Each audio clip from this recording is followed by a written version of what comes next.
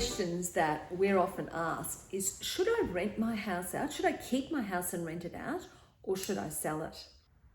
If you're buying and selling in the same market, then it probably doesn't make a great deal of difference. But what we don't want to do is buy in today's market and sell in 2 or 3 or 4 years' time when it's not a seller's market. So a very strong seller's market today. If we think that in the future it might not be a strong seller's market, that might swing us towards selling now. The other questions that I would have you consider are, what are the ramifications of converting this house that I live in into a rental property? And a question I often ask sellers, is this the kind of property you would have purchased as an investment? And very often the answer is no. We bought this house for our family to live in, and because it had many lifestyle features, not necessarily the fact that it's a low maintenance, easy care, easy cost investment property. So that's a factor. The other part of that is, how emotionally invested are you in this property?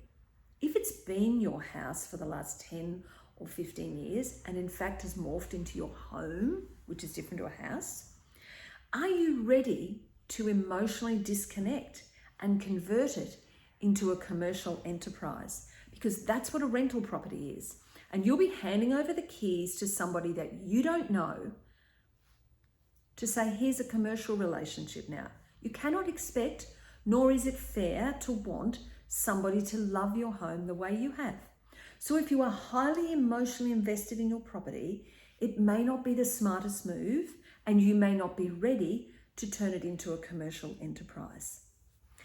The third consideration, and this is probably possibly one of the most important, are all of the financial and economic nuances that come with the difference between an owner-occupied property and a rental property.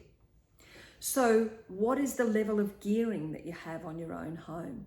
So if 50% of your property is now paid down and your loan to valuation ratio is, erring towards the lower end of the scale, it might not be wise to convert that into an investment.